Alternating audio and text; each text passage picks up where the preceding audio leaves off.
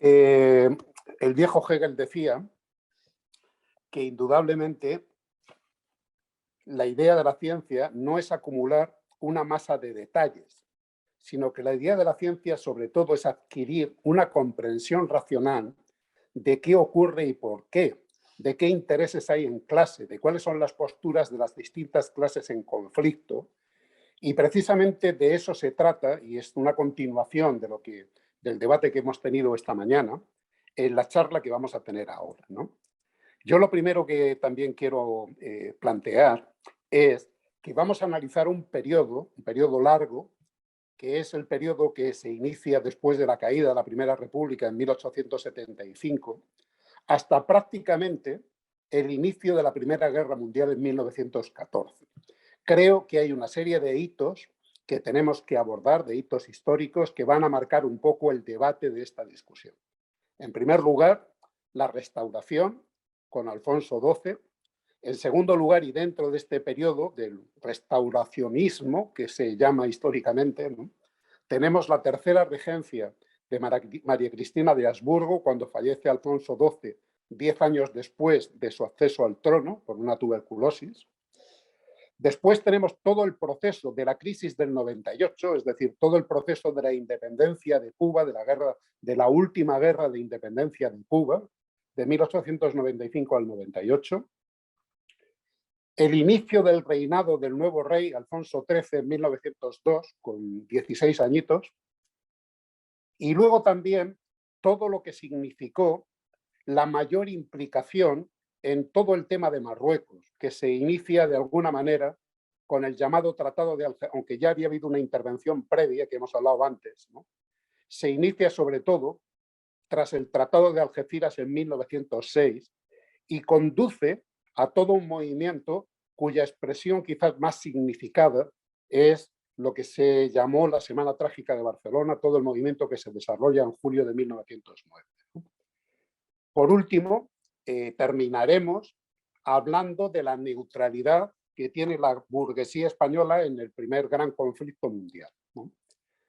Dentro de este contexto que vamos a empezar a analizar, es indudable que lo que más nos interesa es ver, insisto, cómo todo esto afecta al propio desarrollo de la estructura económica del capitalismo español, qué efectos tienen estos acontecimientos, qué contexto se da en este campo y, por supuesto, vinculado a eso, cuáles siguen siendo los métodos de dominación política que sigue usando la burguesía y sus representantes y, además, qué efectos tiene todo ello en el desarrollo cuantitativo y cualitativo en el sentido de organización de la clase trabajadora. Eso es lo que vamos a intentar responder, insisto, en este debate, ¿no?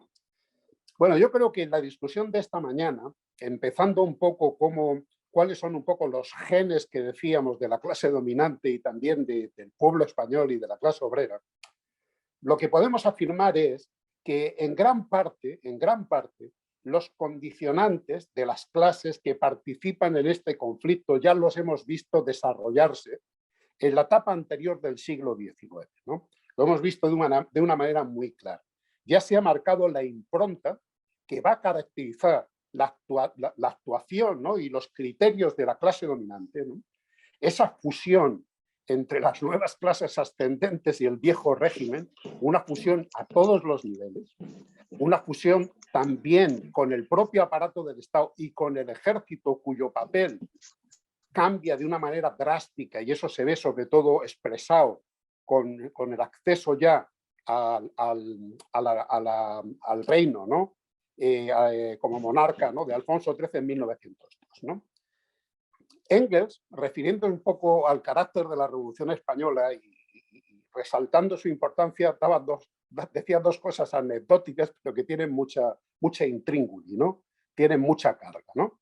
Él decía que cuando Fernando VII tiene que jurar la Constitución, cuando el pronunciamiento de Riego, ¿no?, y el inicio del trienio liberal en 1820, era el segundo rey que había tenido que jurar una constitución después de Luis XVI, ¿no? Y lo otro que él decía, refiriéndose ya a todo el periodo de la Primera República, es que en el caso del Estado español se había dado el primer caso de un rey huelguista con la renuncia de Amadeo de Saboya, ¿no? Eso es un poco, aunque sea anecdótico, el carácter que tienen los conflictos a lo largo de todo el siglo y que marcan, insisto, la impronta de las dos clases, ¿no? Hay rupturas de ese equilibrio. Es verdad que el predominio máximo es que la clase dominante mantiene su control y cada vez que tiene oportunidad, cuando, por decirlo de alguna manera, se rompe ese equilibrio y hay estallido revolucionario, el siguiente objetivo es intentar por todos los medios introducir todas las trabas posibles para evitar que esto vuelva a poder ocurrir. Para ser concretos y no aburriros con un montón de datos, ¿no? Simplemente voy a leeros algunas de las cosas que ellos dicen en sus propias palabras. Por ejemplo, hay un dato poco conocido históricamente. Justo antes del inicio del trienio liberal, del 20 al 23, esto ha salido a la luz yo creo que en 2006-2007, el sector que había creado la Constitución de 1812 hicieron un plan firmado en Bayona que se llamó el Plan Beitia, donde ellos ya de antemano lo que pretendían era que se firmara un acta constitucional de los españoles de ambos hemisferios, porque siempre hubo un intento de incluir, por supuesto de una manera controlada, ¿no?, a los españoles de ultramar, y ellos decían, dicen, queremos que haya un acta constitucional de los españoles de ambos hemisferios que sustituya la radical Constitución de 1812, instituyendo el sufragio censitario, que solo pudieran votar los que estuvieran en censos fiscales, ¿no?, y la segunda cámara de pares o de lores que controlaría el rey, ¿no?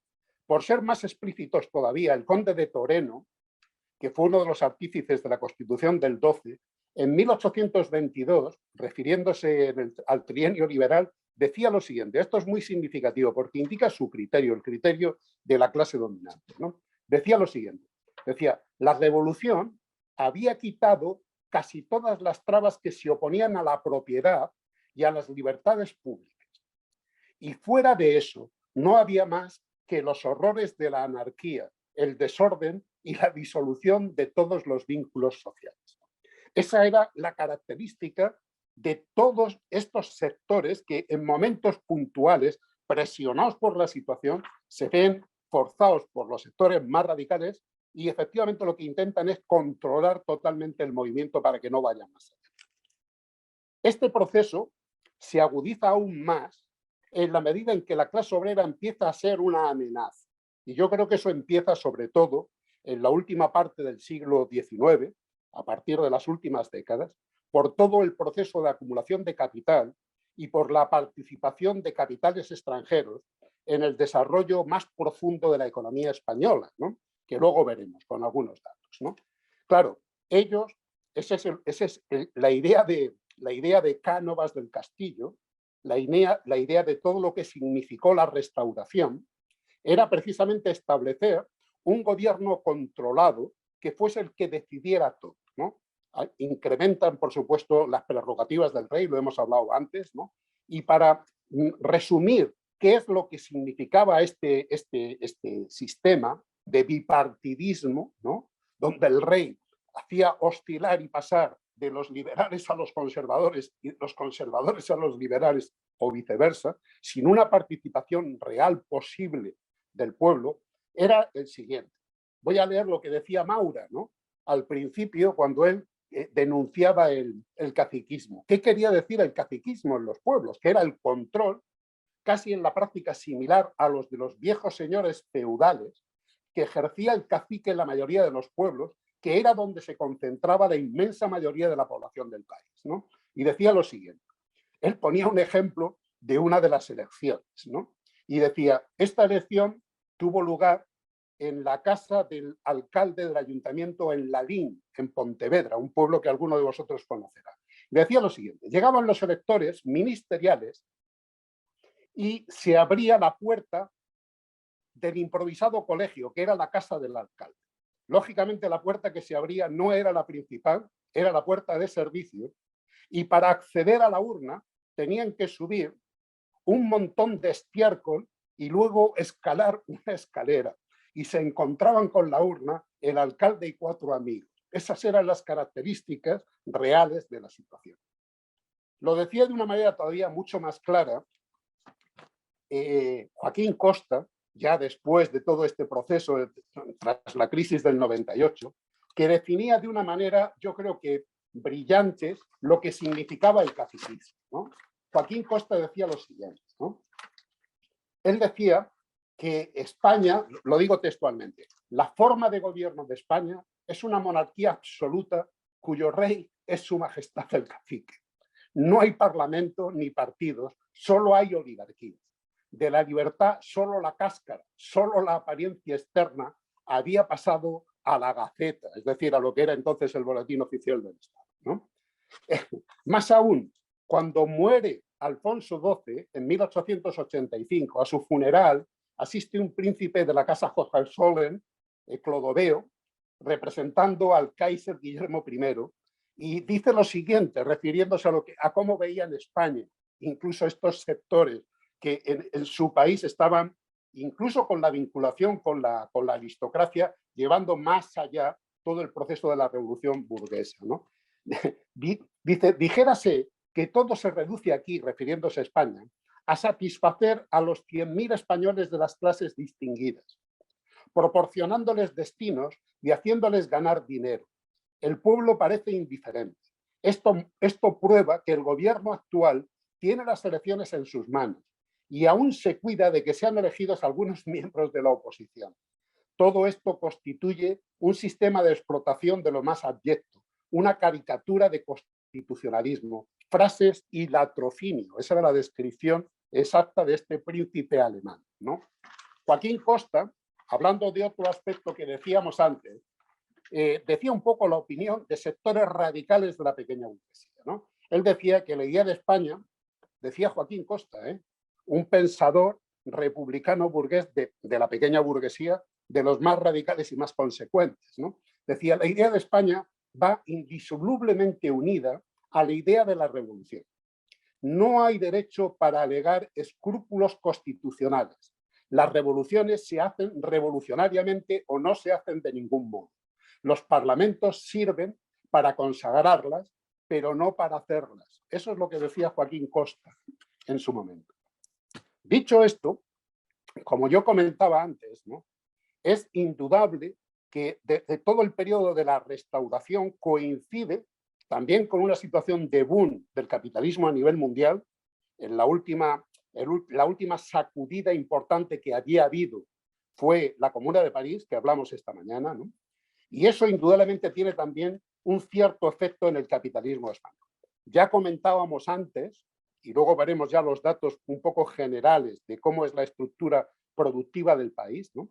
Comentamos antes el fracaso, más que el fracaso, la prueba de esa fusión entre el aparato del Estado, las viejas clases dominantes feudales, la Iglesia y también las nuevas clases ascendentes por el tema de la tierra, con toda la cuestión que comentamos de lo que fueron las desamortizaciones, que lo único a lo que condujeron, también lo decían los propios, por ejemplo, hay una declaración también en una de las primeras desamortizaciones también en el trienio liberal, que la describían de la siguiente manera, ¿no? Decía, por defecto de la enajenación, las fincas han pasado a manos de ricos capitalistas. Y estos, inmediatamente que han tomado posesión de ellas, han hecho un nuevo arriendo, generalmente incrementando la renta del pobre labrador, amenazándoles con el despido en caso de que no se lo pague puntualmente. Es decir, todo ese proceso lo que conduce es a seguir manteniendo la propiedad en muy pocas manos y además a empeorar las condiciones de los aparceros y, por supuesto, de los que no tenían tierras, ¿no?, como luego veremos, ¿no? La restauración, insisto, coincide con este contexto y tiene lugar un desarrollo importantísimo o bastante significativo de las fuerzas productivas. Yo ahí creo que la acumulación del capital tiene varias fuentes, ¿no?, pero fundamentalmente es la acumulación que se produce en Cuba y en ultramar con la trata de esclavos, ¿no?, y todo lo que ello implica, porque no era solo la trata, eran los ingenios, que por cierto las primeras máquinas de vapor que realmente se empiezan a utilizar trayéndolas del Reino Unido, se utilizan en los ingenios azucareros de Cuba, ¿no? Luego, en la industria textil, porque una parte importante también de esos capitales van hacia la industria textil y no solo hacia la industria textil, como ahora veremos con los datos en la mano, ¿no? Insisto, no es solo la trata, es también las factorías que tienen en las zonas negras, que también hacen negocio, son los ingenios y son, por supuesto, las dádivas, la corrupción que se paga a los capitanes generales y a la estructura del Estado en las colonias, particularmente en el caso concreto de Cuba. Ayer ya hacía mención, hablando de esto, a la situación, a los datos que ha acumulado y de alguna manera ha sintetizado y ordenado José Antonio Piqueras en este libro de Negreros, ¿no? Hablando de esta cuestión que estamos diciendo, ¿no? Él, por ejemplo, da un dato significativo. La trata de esclavos, que por cierto Marx en El Capital, cuando explica el papel que la trata y la esclavitud tuvo en el desarrollo de la industria manufacturera y en el acceso del capitalismo a la escena de la historia de una manera clarísima, él mencionaba que el capitalismo entraba en la historia chorreando sangre por todos sus poros, ¿no? Para que os hagáis una idea, el tráfico atlántico de negros de África hacia América fue más o menos, se calcula, se estima, entre 12 y 14 millones de seres humanos. De ellos, casi el 20% fallecieron en las travesías. Los otros pues tuvieron la vida que ya sabemos, los utilizaron como ya sabemos, ¿no? Y por cierto, eso fue un factor también decisivo de un acontecimiento que también coincide con este periodo que estamos analizando un poco antes, que fue toda la guerra de secesión contra la esclavitud en Estados Unidos, ¿no? Entonces, ¿qué es lo que ocurre ahí? Pues para que os hagáis una idea, de esos 12, 14 millones de esclavos negros, un millón fue la trata que se dirigió hacia Cuba. Es decir, que estamos hablando de casi del 15% del total. Otro dato más que significativo es que la perla de las Antillas se convierte, después de las guerras napoleónicas, se convierte en el primer productor mundial de azúcar. Produce casi el 50% del azúcar de caña de todo el mundo, lo cual implica una acumulación de riqueza y unos márgenes de beneficio totalmente sin precedentes. Y, insisto, una acumulación de capital sin precedentes, ¿no? Él dice, como otro dato significativo, que sobre todo en la trata clandestina, que la trata clandestina ya sabéis que empieza sobre todo a partir de 1820, cuando se prohíbe por Inglaterra. Hay una película interesante que es la de la amistad de Spielberg, que la podéis ver, que está bien, habla de un incidente con un barco negrero español, precisamente, y del papel de Isabel II, que están totalmente vinculados también a la trata, con su hombre, el marqués de Riansares, un Gómez, que también estuvo implicado directamente en el tema de la trata, ¿no? Pero para que os hagáis una idea, a partir de 1820 este hombre calcula que participaron en la trata entre 2.000 y 2.500 embarcaciones controladas por el capital español, sobre todo catalanes y vascos, fundamentalmente, ¿no? Lo cual quiere decir que en cada uno de esos barcos la tripulación era entre 50 y 60 personas, hacer los cálculos del peso que eso tenía en el tema económico. Y lo mismo había que añadir a eso a los que lo financiaban, a los que participaban en la construcción de los barcos, etcétera, etcétera, etcétera. Por no aburriros, deciros algunos de los nombres que están hoy ligados a lo que fue la trata, para que veamos la continuidad en su rol en el caso. Uno de ellos, procedente de uno de los grandes traficantes de los Farril, son las Koplovitz. Las Koplovitz, hijas de Esther Romeo de Jusiau, que se casó con Ernesto Koplovitz, proceden del tratante O'Farrill Herrero, que le hicieron lógicamente marqués de Casa Peñalver y del Real Socorro, las Koplovitz, y Fomento de Obras y Construcciones. Otro es nuestro querido amigo Rodrigo Rato Figueroa, que también procede de otra saga de tratantes de esclavos, su fortuna y la de su familia, que era la del conde de Vallellano. Otros, por supuesto, son el marqués de Comillas, López y López, y por supuesto Güell, uno de los grandes capitalistas catalanes, ¿no?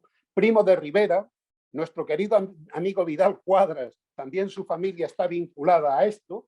Y lo mismo ocurre con los Ibarra, con los Zulueta, en el caso concreto del País Vasco. Es decir, todos los bancos que surgen a partir de mediados del siglo XIX y que juegan un papel clave incluso en la composición actual del capital financiero en España, y hablo del Banco Bilbao, hablo del Banco de Vizcaya, hablo del Hispano Colonial, del Banco de Barcelona, que luego se fusionan y son controlados por las entidades bancarias actuales, todo eso tiene que ver con la trata y con la acumulación de capital que hubo en Cuba por parte de estos sectores de la burguesía, que a todos les daban títulos nobiliarios. Por supuesto, había un partido negrero, ya lo comentamos ayer, que jugaba un papel importante para evitar cualquier tipo de avance y, por supuesto, en sostener el régimen, en sostener a la monarquía borbónica y toda la estructura que significó la restauración. En ese partido figuraba, como una de las primeras figuras, el marqués de Manzanedo, que era también otro tratante de esclavos, y algunos de sus auxiliares no eran ni más ni menos que el general serrano Topete, Romero Robledo, que fue ministro de Gobernación en varios de los gobiernos, y el propio Cánovas del Castillo, que defendía las posturas del Partido Negrero por el papel que estos jugaban en todo el proceso, insisto, de acumulación de capital. Esto es algo muy importante. La siguiente fase está ligada con la inversión de capital extranjero y con toda la exportación de materias primas, fundamentalmente minerales, que se desarrollan entre la tercera y la última década, en los años 70, después, insisto, desde la restauración hasta principios del siglo XX. Solamente voy a dar los datos en el caso concreto de esto, de lo que significó el tema del mineral de hierro para el surgimiento de la siderurgia y de la industria naval en Euskadi, ¿no? Por ejemplo, Bilbao pasa de 15.000 habitantes en 1860 a 80.000 en 1890. ¿Por qué? Por todo el desarrollo de la industria extractiva que controlan ingleses y franceses. De hecho, para que os hagáis una idea, ya en 1881 se exportaban 3,5 millones de toneladas de mineral de hierro a los mercados exteriores. Por supuesto, el 90% de las minas lo poseía el capital extranjero y el 90% de los barcos en que se transportaba este mineral también era controlado por el capital extranjero, ¿no? Y se llega a un tope en 1913, luego se cargan los criaderos, de 9.900.000 toneladas de mineral de hierro. De eso solo una parte muy pequeña se utilizaba para el desarrollo de la siderurgia y demás. Pero ahí surge todo este fenómeno. Lo mismo se puede decir de Río Tinto con el tema del mineral de cobre, con el plomo que se producía en el Levante, también en Cartagena y en Almería, con lo que quedaba todavía también de mercurio en Almadén, etcétera, etcétera, etcétera. ¿Cuál es la estructura productiva del país ya a finales del siglo XIX y en las primeras décadas del siglo XX? El problema de fondo, que es el problema agrario, sigue siendo similar. Para que os hagáis una composición de lugar, todavía en 1910, el 63,5% de la población activa, casi 5 millones, están en el agro, viven en el campo.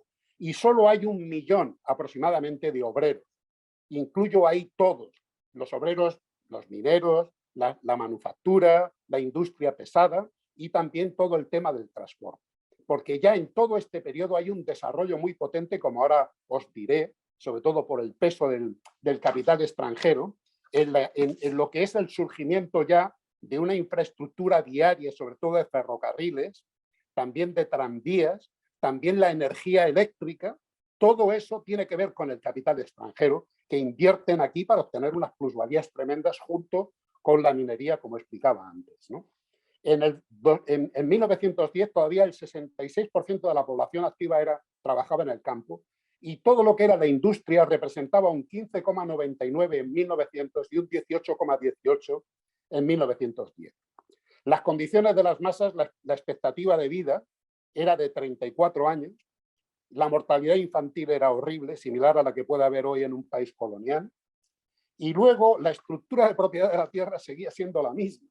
El 2% de los propietarios poseían el 47% de la tierra cultivada, ¿no?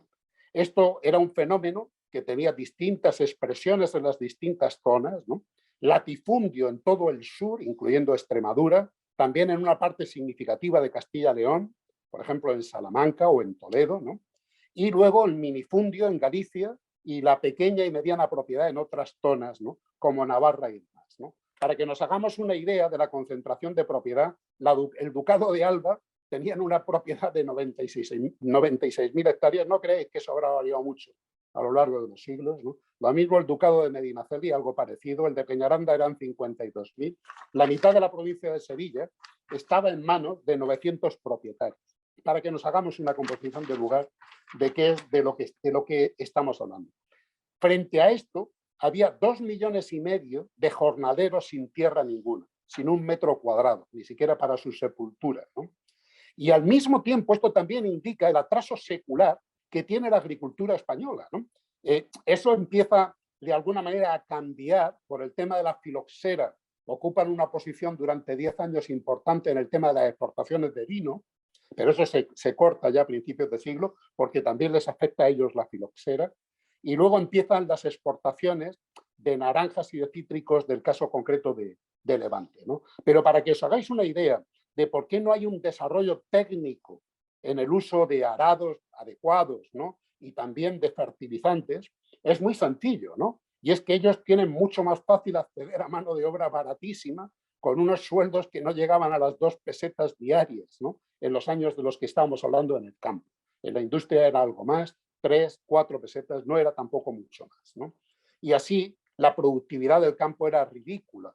9 hectolitros por hectárea de cereales, cuando yo que sé, en Francia eran 14 o en el caso concreto de Alemania eran 20 hectolitros por cada hectárea. Esa es la realidad, ese es el contexto. En este contexto ya estamos hablando de 1 millón de obreros. Y como yo os decía, en sectores además donde se da un desarrollo desigual y combinado, porque por primera vez empiezan a aparecer grandes empresas industriales, no solo la siderurgia, sino también, por ejemplo, el sector de los ferrocarriles se convierte en un sector muy importante y, por supuesto, la minería.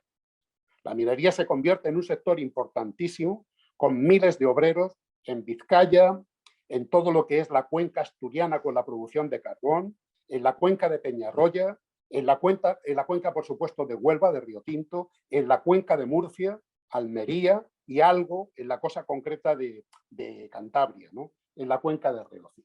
Eso es algo, insisto, sobre lo que no podemos olvidar, ¿no?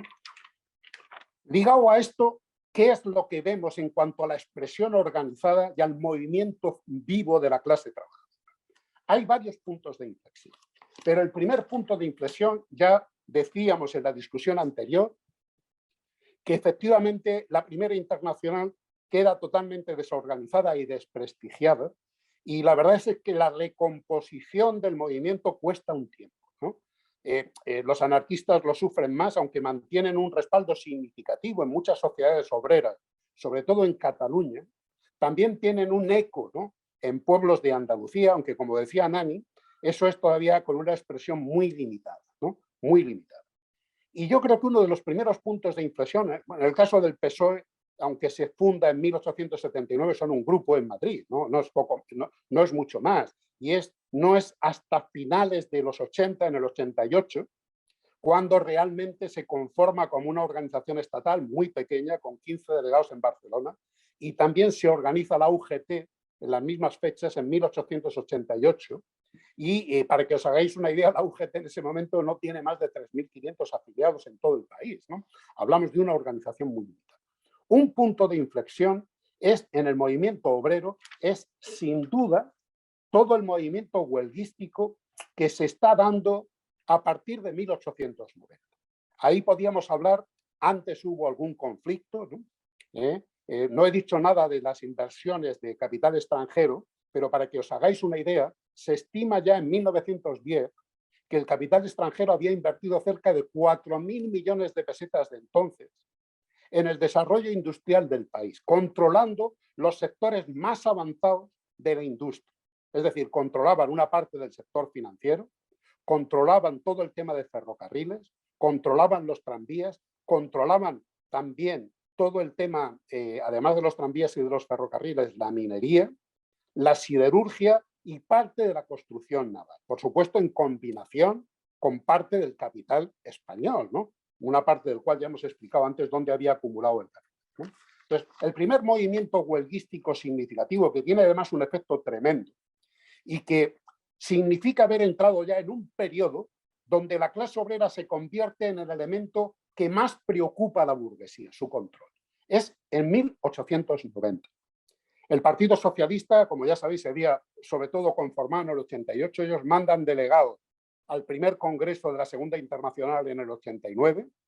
En ese congreso es cuando se proclama el 1 de mayo como el día de la lucha por las 8 horas, ¿no? Y el Día Internacional de la Clase Trabajadora, ¿no? Entonces, en 1890 se convoca por primera vez movilizaciones del 1 de mayo. Ya ha surgido también alguna pequeña organización de los restos de lo que era el movimiento anarquista, aunque ciertamente con un peso limitado, aunque su campaña, la propaganda anarquista no cesa en todo este periodo. Es una propaganda intensiva, ¿no? Pero al mismo tiempo, a finales de los 80, igual que cuando surge el PSOE y la UGT, ellos tienen grupos, sobre todo en Cataluña, y hay una diferenciación que es muy usual en el movimiento anarquista.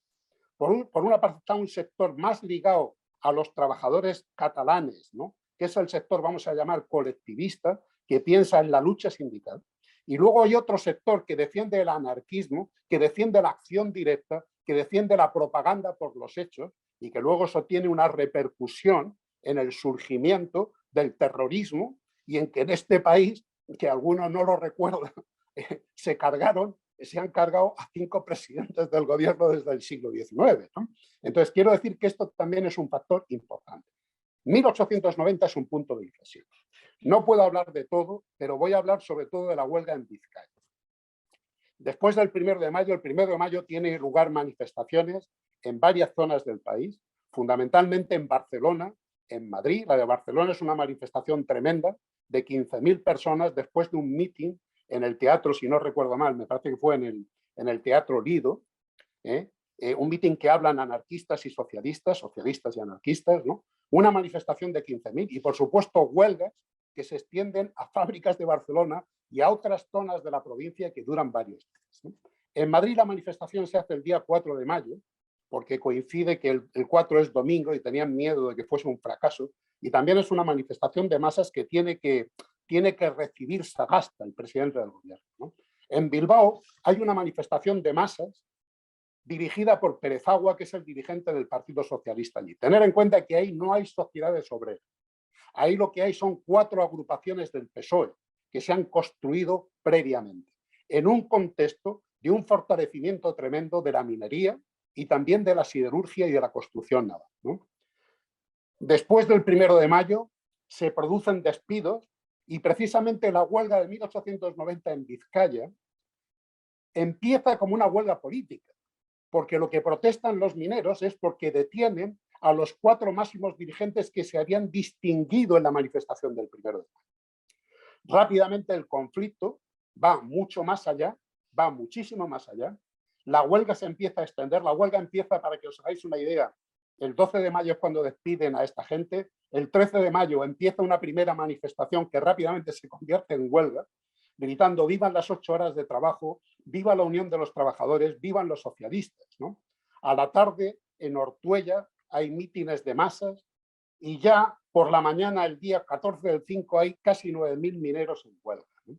El 15 de mayo, el gobernador lo que hace es ceder el mando, lógicamente, al capitán general de la región militar. Se declara el estado también, el estado de guerra en las minas, ¿no?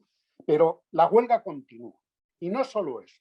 La huelga se extiende rápidamente a toda la población de los siderúrgicos, a la construcción naval y se convierte en una huelga general en todo Bilbao, incluso en la ciudad, afectando a las criadas, afectando a la gente que trabaja en el ayuntamiento, a todos los talleres. El conflicto se extiende de una manera sin precedentes, ¿no? Por ejemplo, voy a leer cómo lo veían sectores de los trabajadores este movimiento y la solidaridad. Es una huelga en solidaridad.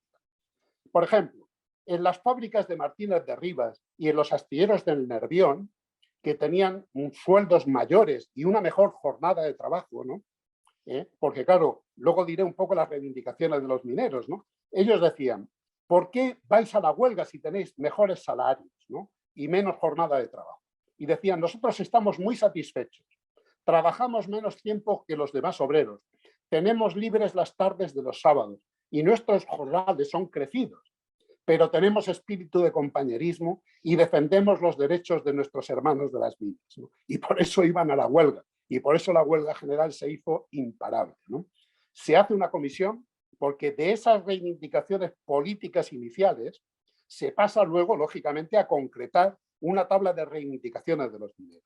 Los mineros exigen no tener que dormir en los barracones que ellos llaman los cuarteles que les obligan los propietarios de las minas, no podían dormir en sus casas, y no tener que comprar en las cantinas que eran propietarios los propios propietarios de la mina o los capataces, no tener que comprar ahí. Y por supuesto también admitir los despedidos y jornada laboral de 10 horas, ¿no? La situación es tal después de enfrentamientos, de muertos, de heridos, que eso es otra característica de todos los conflictos, ¿no? Una intervención brutal de la represión y a pesar de todo no pueden parar el movimiento. Se llega a lo que se acordó el capitán general Loma, viendo el ambiente, convoca a los trabajadores y luego a los trabajadores y la patronal, y es el famoso pacto de Loma, donde reconocen que tienen que abolirse las cantinas, que pueden vivir los trabajadores donde les dé la gana, y se establece la jornada de 11 horas en verano y 9 horas en invierno para los mineros. Bueno, por supuesto, y eso siempre ocurre, lo que pasa después es que muchos propietarios de las minas no respetan el acuerdo, pero este fue un punto de inflexión, en mi opinión, muy importante. Después de esto, tanto del efecto de las manifestaciones del 1 de mayo como de esta huelga, surge un ambiente general de que más sociedades obreras ven la necesidad de ir organizándose, de ir participando y el movimiento huelguístico se va desarrollando. Otro punto de inflexión fue, 2 años después, la huelga en Jerez. Y esto sí que es una irrupción masiva del campesinado andaluz en la escena también de la lucha, ¿no? Una noche, el día 8 de enero de 1892, reflejando el enorme malestar que había entre la población campesina, que las condiciones, ya lo hemos dicho antes, ¿no? Eran horribles, ¿no? Armados con hoces y con palos, miles y miles de campesinos llegaron de todas las comarcas del campo de Jerez a la ciudad, la ocuparon, por supuesto hubo enfrentamientos, muere un trabajador, muere un patrono y efectivamente hay una represión brutal que se concreta en detenidos y en juicios que conducen a 4 ejecuciones por garrote vil y 20 penas de presidio, entre otras a Fermín Salvoechea, que hablamos de él ayer, que efectivamente le meten 12 años, ¿no? Eso yo creo que fue otro punto de inflexión muy importante. Continuando en el tiempo, vemos ya una dinámica muy particular. Hay un nivel de organización mayor. Esto tiene también repercusiones en el terreno político. Por ejemplo, los republicanos empiezan a tener buenos resultados en las municipales a partir de todo este contexto, ¿no? Y tenemos después todo lo que es la crisis del 98. Yo no tengo tiempo de desarrollar esto, pero indudablemente la pérdida de lo que significaba la perla de las Antillas, la derrota humillante ante el ejército norteamericano y la cesión formal de independencia a Cuba, que luego lógicamente el imperialismo americano interviene y con la enmienda Platt controlan el país, ¿no? Y la cesión de Puerto Rico y de Filipinas por 20 millones de dólares. Por cierto, eso también tiene un efecto en todo el proceso de concentración de capital, toda la repatriación de capitales de la isla, que son más de 1.000 millones de pesetas en ese momento, los que se repatrian de Cuba también para la economía española por parte de los llamados indianos, ¿no? De los de la trata, de los negreros, ¿no? Eso es una cuestión importante. Esta crisis tiene un efecto también importantísimo. Surge todo lo que se llama el movimiento regeneracionista. Hay un sector de los representantes de la pequeña burguesía que se radicalizan. Todo eso se expresa en una serie de figuras que tienen un efecto, la llamada generación del 98, ¿no? No quiero ahí insistir mucho. Pérez Galdós, Joaquín Costa, Unamuno, todo este sector de la intelectualidad, Giner de los Ríos, ¿no? Etcétera, etcétera, ¿no? Que representan de alguna manera esta situación de crisis existencial, incluso de sectores de la burguesía, que han tenido que renunciar a esto. Todo esto se da en el contexto, insisto, del periodo de la Tercera Regencia, y es en 1902 cuando vuelve a España y es proclamado rey nuestro querido Alfonso XIII, ¿no? Nuestro querido, entre comillas, Alfonso XIII, ¿no? Yo aquí no he dicho nada, pero es interesante también verlo, cómo después de la huelga del 90 y sobre todo de la del 92 en Jerez, el sector, vamos a decir, por la acción directa de los anarquistas, inicia todo el proceso, vamos a decir, de la utilización de las bombas y del terrorismo, ¿no? Empieza, después de esta represión en 1893, con un intento de asesinar a Martínez Campos que fracasa. Por supuesto, les dan caña y fusilan al que intenta matar a Martínez Campos, ¿no? Luego ponen una bomba en Fomento Nacional del Trabajo también en el 92. En el 93 ponen una bomba en la jornada de inauguración del liceo, que sí que matan a un montón de gente. La represión, acción-represión por parte del aparato del Estado es también brutal. Y, por ejemplo, para que os hagáis una idea, la Brigada Político-Social, tan famosa luego por su intervención durante la dictadura, se crea en 1893, como una manera de contraterrorismo contra el tema de los anarquistas y demás, ¿no? Todo eso tiene un peso muy importante en los desarrollos que hay posteriormente. Insisto, en 1902, este hombre, Alfonso XII, toma posesión en mayo. Y aquí podemos ver también las dos caras de la realidad. La España oficial de la burguesía y del régimen borbónico, del régimen de la Restauración, y la España real de la clase trabajadora, que ya es un factor decisivo en toda la situación, ¿no? ¿Qué dice nuestro querido amigo Alfonso XIII?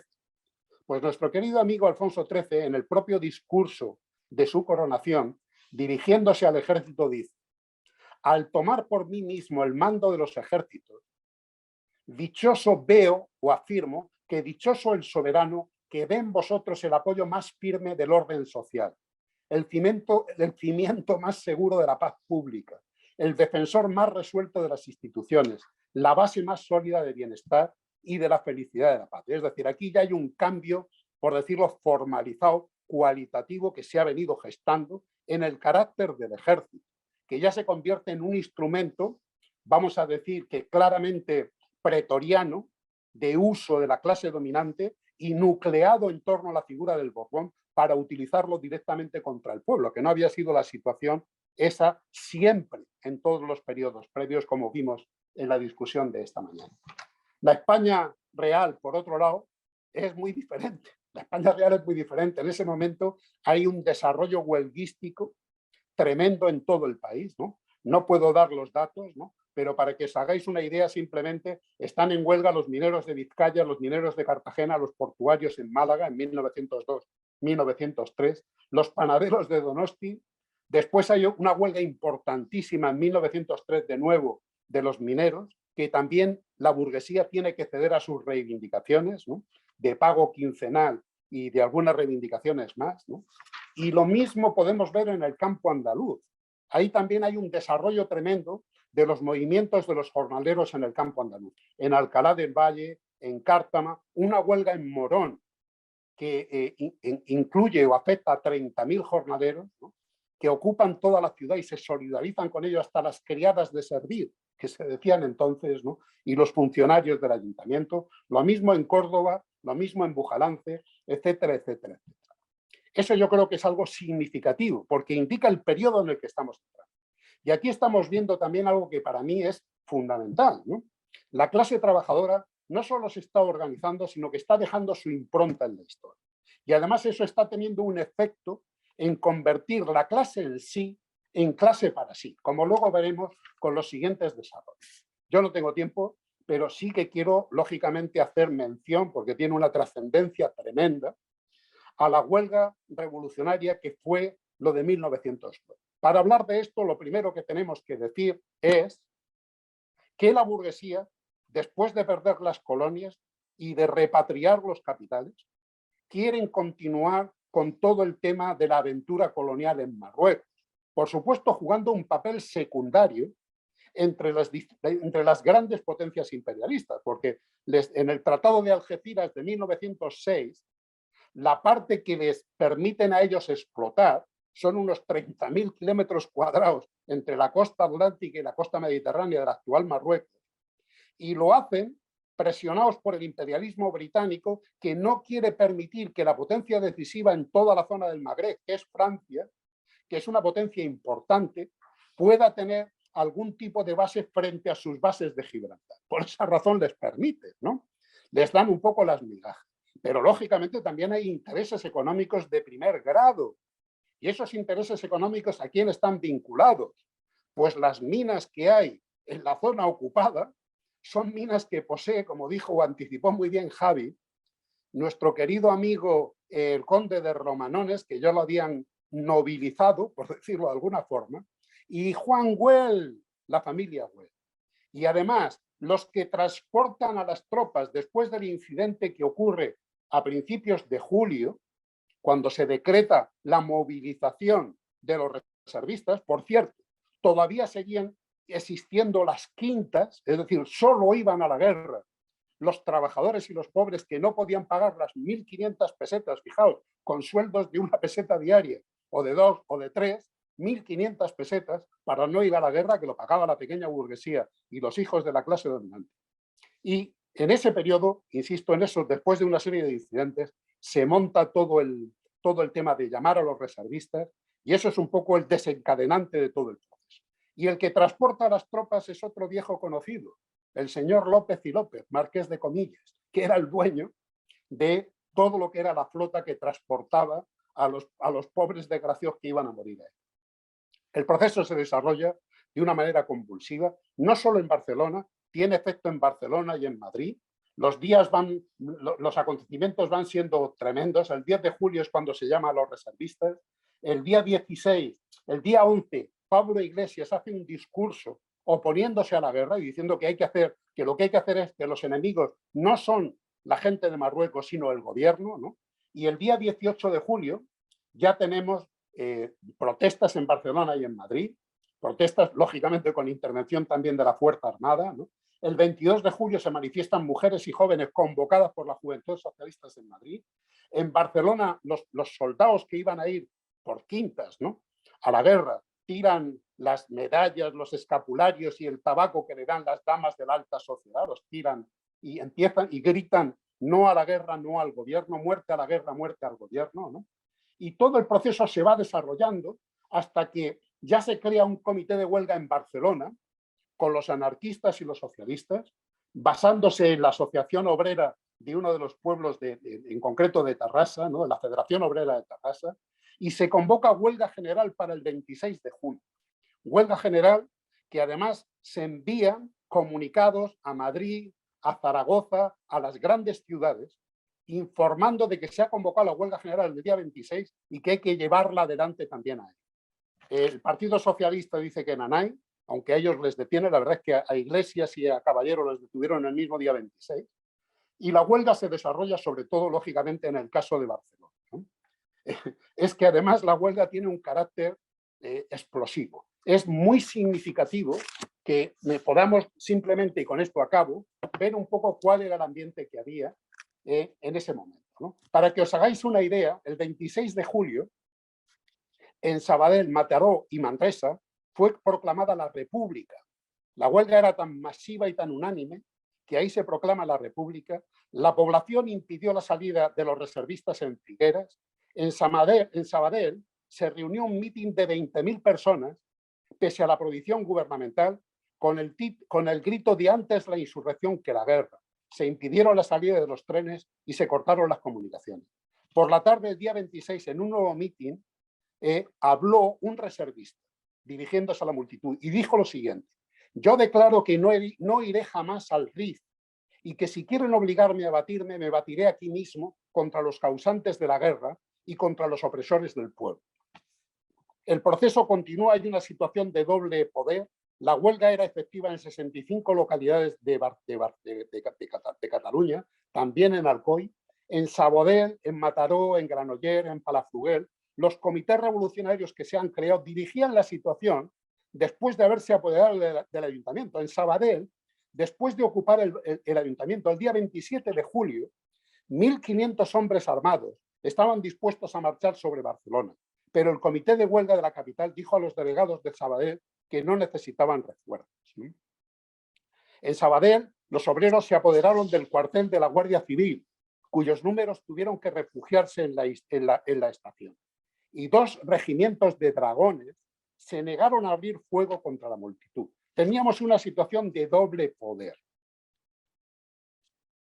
Un comentador socialista, porque la huelga no tiene dirección, a pesar de todo este heroísmo, de todo este movimiento, la huelga no tiene dirección. De hecho, los radicales de Lerroux, que no tengo tiempo de explicar cómo surge el partido y lo que representa, lo que hacen es desviar todo el movimiento a la quema de iglesias, que no es el factor determinante, es lo que más se resalta en todo lo que se dice. El factor determinante fue la intervención del movimiento obrero, y si faltó algo fue dirección. Insisto, después de todo el movimiento, un comentarista socialista decía lo siguiente: habríamos podido apoderarnos fácilmente, hablando de Barcelona, fácilmente del ayuntamiento y hacer prisionero al capitán general. Se habría podido nombrar un comité revolucionario, se habría podido hacer todo lo que se hubiera querido. Esa era la situación en la semana trágica en Barcelona. Por supuesto, después la represión se desata, hay 114 muertos, ¿no?, a lo largo de la semana, y luego lo que ocurre son detenciones masivas, por supuesto condenas a muerte, son fusilados 4 trabajadores, y el día 13 de octubre, como cabeza de turco, pillan a Francisco Ferrer y Guardia y lo fusilan, lo cual también tiene un efecto tremendo en todo un proceso de solidaridad que se desata a nivel de todo el mundo, particularmente en Europa, pero también en América, y eso provoca todo un fenómeno que da lugar a la caída del gobierno de Maura y al surgimiento primero del gobierno de Moret y después del gobierno de Canalejas. Más aún, los efectos que tuvo este movimiento es dar lugar ya a un desarrollo explosivo, explosivo entre comillas, ¿no?, mayor, más mayoritario, de las organizaciones del movimiento obrero, que además ese movimiento continúa después. En 1909, después de la experiencia de la llamada Semana Trágica, en 1910, mejor, se produce la primera conjunción republicano-socialista, la primera coalición, que eso también es un síntoma del proceso de giro a la derecha y de presión que está habiendo también dentro del Partido Socialista. En vez de tener candidaturas en ese momento ya propias, ¿no?, aunque se basaran y llegaran a unidad de acción con algunos sectores que decían que se oponían al gobierno, ellos lo que hacen es participar en esa conjunción, y es la primera vez que es elegido Pablo Iglesias en un grupo de 40, 39 son del sector de los republicanos y uno es Pablo Iglesias. Pero cambia toda la situación. El proceso se desarrolla. La UGT llega a tener ya una organización de casi 100.000, y lo mismo ocurre también con los anarquistas, que siguen teniendo un predicamento muy importante en la clase trabajadora catalana y también en el sur. La CNT, no por casualidad, se crea en 1911, después de toda esta experiencia, y es verdad que su desarrollo más explosivo tiene lugar posteriormente en base a la experiencia de lo que significó el surgimiento de la Primera Guerra y todo lo que también eso representó de incremento de las plusvalías por parte de la patronal y de miseria por el crecimiento de la inflación de las masas, que da lugar a los magníficos movimientos que, además impulsados también por el triunfo de la Revolución Rusa en 17, tienen lugar en todo el Estado, con la huelga general revolucionaria del 17 que comentará Javi, y posteriormente con la maravillosa huelga de la canadiense, que eso significó ya el salto cualitativo en la implantación y en el crecimiento explosivo de la CNT.